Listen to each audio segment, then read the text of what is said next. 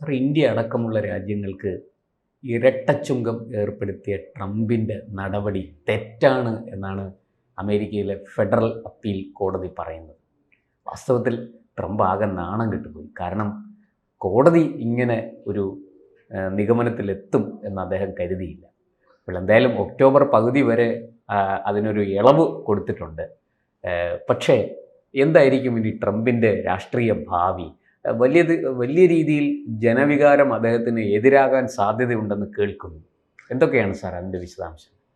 നമുക്കെല്ലാം ഒരു ധാരണയുണ്ട്, അമേരിക്ക ഒരു പ്രസിഡൻഷ്യൽ സമ്പ്രദായം ആയതുകൊണ്ട് പ്രസിഡന്റ് വിചാരിക്കുന്നിടത്ത് കാര്യങ്ങൾ പിടിച്ചു കെട്ടാൻ ആവും. അതെ, ഒരു എക്സിക്യൂട്ടീവ് പവർ പ്രസിഡന്റിനുണ്ട്. പക്ഷേ യഥാർത്ഥത്തിൽ അമേരിക്ക മുന്നോട്ട് പോകുന്നത് ചെക്സ് ആൻഡ് ബാലൻസസ് എന്ന് പറയുന്ന ഒരു കറക്റ്റീവ് സംവിധാനം അനുസരിച്ചാണ്.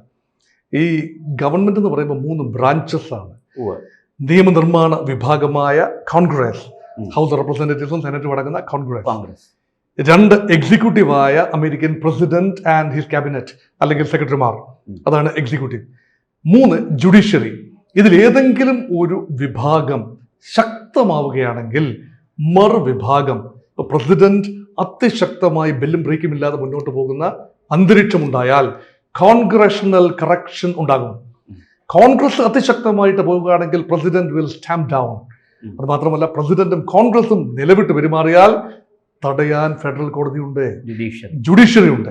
ഇവിടെയാണ് ജുഡീഷ്യൽ കറക്ഷന്റെ ആദ്യ പടിയാണ് ഇപ്പോൾ കാണുന്നത്.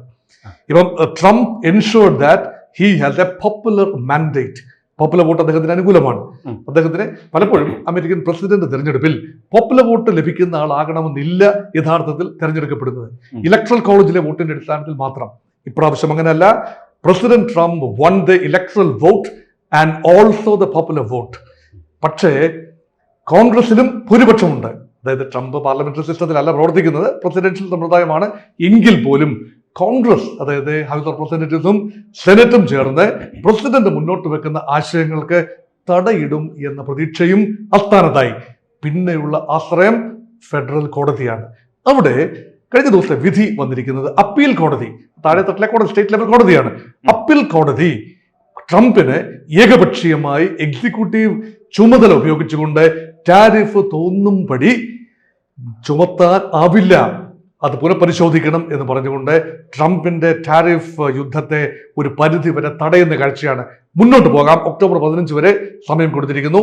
ട്രംപിന് വേണമെങ്കിൽ സുപ്രീം കോടതിയിൽ, അമേരിക്കൻ ഹയസ്റ്റ് ഫെഡറൽ കോടതിയിൽ അപ്പീൽ കൊടുത്തുകൊണ്ട് കീഴ്ക്കോടതിയുടെ വിധിയെ മറികടക്കാൻ സാധിക്കും. പക്ഷേ ട്രംപിന് ഏറ്റ ഒരു പ്രഹരം തന്നെയാണ്.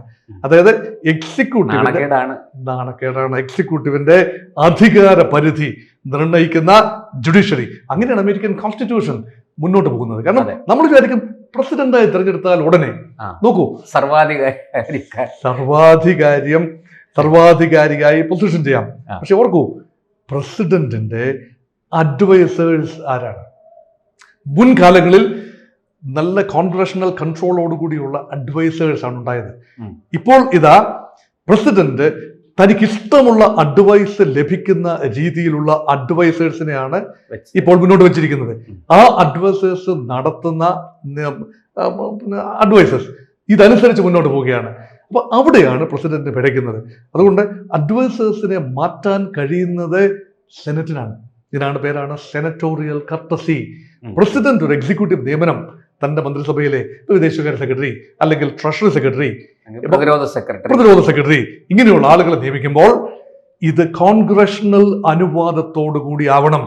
അതിന് സെനറ്റ് അംഗങ്ങളെ കൺസൾട്ട് ചെയ്യണം. ഇതിന്റെ പേരാണ് സെനറ്റോറിയൽ കർട്ടസി. ഈ കർട്ടസിയൊക്കെ കാറ്റിൽ പറത്തിക്കൊണ്ട് സെനറ്റിൽ റിപ്പബ്ലിക്കൻ പാർട്ടിക്ക് ഭൂരിപക്ഷമുണ്ട്. സെനറ്റർമാരെ പരമാവധി കൂടെ നിർത്തിയിരിക്കുന്നു. വെയ്ഫർത്തിൻ മാർജിനേ ഉള്ളൂ കേട്ടോ, എങ്കിലും ഭൂരിപക്ഷമുണ്ട്. അങ്ങനെ പ്രസിഡന്റ് ട്രംപിന് ബദലില്ല. എക്സിക്യൂട്ടീവിലും ലെജിസ്ലേച്ചറിലും ട്രംപിന്റെ ഹിതം മുന്നോട്ട് പോകുന്നു. അവിടെ തിരുത്തൽ ശക്തിയായി പ്രവർത്തിക്കേണ്ടത് ഇപ്പൊ മുൻ ട്രഷറി സെക്രട്ടറി വിമർശനവുമായി രംഗത്തെത്തിയത് കണ്ടു. അതുപോലെ മുൻ പ്രതിരോധ സെക്രട്ടറി വിമർശനവുമായി രംഗത്തെത്തിയിരിക്കുന്നത് കണ്ടു. ഇന്ത്യക്കെതിരെ നടത്തുന്ന ഈ ഒരു നീക്കം ആത്യന്തികമായി ഇന്ത്യയും ചൈനയും ഒരേ പേജിൽ കൊണ്ടുവരും എന്ന് ഒന്നിലധികം മുൻ ഉപദേശകർ, പ്രസിഡന്റുമാരുടെ മുൻ ഉപദേശകർ ഇവർ പറയുന്നത് കേൾക്കാതെയാണ് പ്രസിഡന്റ് മുന്നോട്ട് പോയിരിക്കുന്നത്. ഇതിന് വലിയ വില കൊടുക്കേണ്ടി വരും. ഇപ്പൊ കോടതിയുടെ ഭാഗത്തു നിന്നും തിരുത്തൽ നടപടികൾ ഉണ്ടായിക്കൊണ്ടിരിക്കുന്നു. ഇവിടെയാണ് പ്രസിഡന്റ് എങ്ങനെയാണ് ഈ മാറിയ അവസ്ഥയോട് പ്രതികരിക്കുന്നത് എന്ന് നോക്കി കാണേണ്ടത്. എന്തായാലും സാർ ഈ പറഞ്ഞതുപോലെ ട്രംപ് ഒരു അപ്പീൽ കൊടുക്കാൻ അദ്ദേഹം പറയുന്നത് ഈ വിധി ഏകപക്ഷീയമാണ്, പക്ഷപാതപരമാണ് എന്നൊക്കെ അദ്ദേഹം പറയുന്നുണ്ട്. മാത്രമല്ല അമേരിക്കയുടെ ഈ ഭാവിയിലെ സാമ്പത്തിക പ്രതിസന്ധിക്ക് പോലും ഇത് കാരണമായേക്കും എന്നൊക്കെ അദ്ദേഹം വിലയിരുത്തുന്നുണ്ട്. പക്ഷെ അദ്ദേഹം അപ്പീലുമായിട്ട് പോകുമെന്നുള്ള കാര്യം ഉറപ്പാണ് അല്ലേ? എന്ത് സാമ്പത്തിക പ്രതിസന്ധി? അമേരിക്ക വൻ കടത്തിലാണ്. ഇത് വെറുതെ ഭാരതം ആത്മവിശ്വാസം വർദ്ധിപ്പിക്കാനായി അമേരിക്ക മുച്ചൂടും കടത്തിലാണെന്ന് വെറുതെ പറയുന്നതല്ല. അമേരിക്കയുടെ മൊത്തം GDP-യേക്കാൾ കൂടുതലാണ് കടം. 120% കടം. ഭാരതം ഒരു മാനേജബിൾ ലെവലാണ്. 82% മാത്രമാണ് ഭാരതത്തിന്റെ പൊതുകടം. ഇപ്പൊ പൊതുവെ പറയുന്നത് ഇന്ത്യ ഡെറ്റ് ഇൻഡ്യൂസ്ഡ് ഗ്രോത്ത് ആണ്. അമേരിക്ക അതിനേക്കാൾ കൂടുതൽ ഡെറ്റ് ഇൻഡ്യൂസ്ഡ് ഗ്രോത്ത് ആണ്. അതിനേക്കാൾ പ്രധാനമാണ് അമേരിക്കയുടെ മൊത്തം വ്യാപാര കമ്മി $1 trillion പ്ലസ് ആണ്. $1.2 trillion ആണ്. ഇത് ബ്രിഡ്ജ് ചെയ്ത് കൊണ്ടുവരണം എന്നതാണ് ട്രംപിന്റെ ഇപ്പോഴത്തെ ഒരു ചിന്ത. അത് ബ്രിഡ്ജ് ചെയ്യാൻ വേണ്ടി ഉപയോഗിക്കുന്ന ഒരു മാർഗം എന്ന് പറയുന്നത് എക്കാലത്തും സുഹൃത്തുക്കളായിരിക്കുന്ന ജപ്പാനെ ഉൾപ്പെടെ സമ്മർദ്ദത്തിലാക്കുന്ന യൂറോപ്യൻ യൂണിയൻ മനസ്സില്ലാ മനസ്സോടുകൂടിയാണ് ട്രംപുമായി ഒരു ധാരണയിലെത്തിയത്. ബ്രിട്ടനും മനസ്സില്ലാ മനസ്സോടെ ധാരണയിലെത്തിയതാണ്. അപ്പൊ എക്കാലത്തെയും സുഹൃത്തുക്കളെ പ്രകോപിപ്പിക്കുക വഴി വെറുപ്പിക്കുന്ന രീതിയിൽ ലോകത്തിൽ ഒരു വിചിന്തനം ഉണ്ടാവുകയാണ്. ഇതിനൊരു അമേരിക്ക വിരുദ്ധത എന്നതിനേക്കാൾ കൂടുതൽ തൽക്കാലത്തേക്കുള്ള ട്രംപ് വിരുദ്ധതയിൽ ഒരുമിപ്പിക്കപ്പെടുന്ന റഷ്യ, ചൈന, ഇന്ത്യ, ജപ്പാൻ, ഇതൊന്നും സ്വാഭാവിക സുഹൃത്തുക്കളല്ല നോക്കണം. ഇങ്ങനെ സ്ട്രേഞ്ച് കോയിൻസിഡൻസ് എന്ന രീതിയിൽ ഒരു കോമൺ ടാരിഫ് എനിമി വരികയാണ്. ഇപ്പൊ ടാരിഫ് എനിമിയെ നേരിടാനായി പൊളിറ്റിക്കൽ മിലിറ്ററിസ്റ്റിക് വൈജാത്യങ്ങൾ മാറ്റിക്കൊണ്ട് ഈ രാജ്യങ്ങൾ ഒരുമിച്ച് വരുന്ന ഒരു അന്തരീക്ഷം അപകടമാണ് എന്ന് ഏതാനും ഉപദേശകർ, ഇക്കോണമിസ്റ്റുകൾ, തന്ത്രജ്ഞന്മാർ എല്ലാം പറയുന്നത്. സാമ്പത്തിക വിദഗ്ധർ പോലും അതിനെക്കുറിച്ച് പറയുന്നുണ്ട്.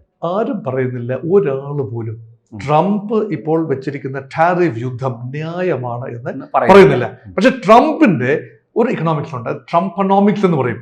അതനുസരിച്ച് കഴിഞ്ഞ ഒരു 3 മാസത്തിനുള്ളിൽ അമേരിക്ക കാട്ടിയ വളർച്ച ശരിയാണ്.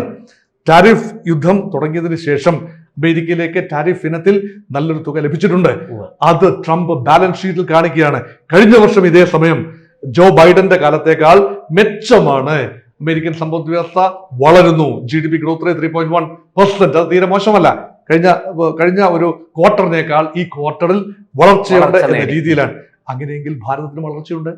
ഭാരതം കഴിഞ്ഞ ക്വാർട്ടറിൽ വളർന്നതിനേക്കാൾ, അതായത് ഏപ്രിൽ ടു ജൂലൈ ഈ പാദത്തിൽ വളർന്നിരിക്കുന്നത്, ഈ ക്വാർട്ടറിൽ വളർന്നിരിക്കുന്നത് അഭൂതപൂർവമായ വളർച്ചയാണ്. റിസർവ് ബാങ്ക് എസ്റ്റിമേറ്റ് 6.5% ഇപ്പോൾ വളർന്നിരിക്കുന്നത് 7.8% വളർച്ചയാണ്. ഇത് സസ്റ്റെയിൻ ചെയ്യുന്ന ബുദ്ധിമുട്ടായിരിക്കും. കാരണം ടാരിഫിന്റെ ഇഫക്റ്റ് വരാൻ പോകുന്നത് അടുത്ത പാദത്തിലാണ്. അതായത് ഒക്ടോബർ നവംബർ ഡിസംബർ പാദത്തിലാണ് ഇതിന് ഇമ്പാക്ട് ഉണ്ടാകാൻ പോകുന്നത്. എങ്കിലും പ്രതീക്ഷിക്കപ്പെടുന്ന ഓവറോൾ വളർച്ചാ നിരക്കായ 6.5 നിന്നും ഒരു പക്ഷേ 0.2 അല്ലെങ്കിൽ 0.3 കുറഞ്ഞുകൊണ്ട്, അല്ലെങ്കിൽ പരമാവധി 0.5 കുറഞ്ഞുകൊണ്ട് 6% വരെ കുറയാമെന്നാണ് കണക്കുകൾ. വിവിധ എസ്റ്റിമേറ്റുകളാണ്. എങ്ങനെയാണ് ഓരോ സെക്ടറിനെയും ബാധിക്കുന്നത്?